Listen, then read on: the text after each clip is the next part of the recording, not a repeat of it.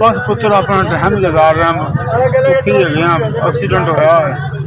कारोबार कर को नहीं सकते चलो अपना ध्यान ही लगे रोटी पानी का अपना लग जाती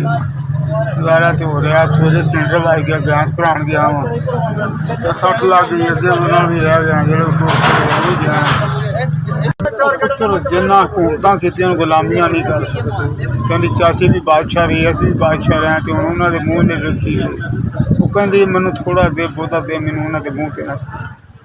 मैं मूँह लेना वेख मैं इंज करने वाली तो मैं इंज ना करा जिंदगी की सोच है कि जेडे चार के जिंदगी के बादशाही करके मरीए रोंदे ना मरीए इन्हें तो मूँह लेना वेखिए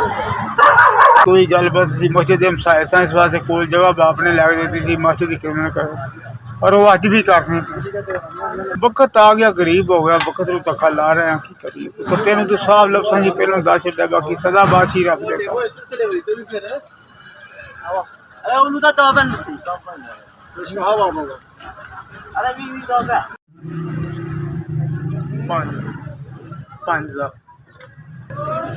पाँच हज़ार की मदद की उन्होंने अल्लाह ताला इन्होंने देवे किसी को छुट के ना पैन और करते ही रहन स्वाबता मसाज ना हो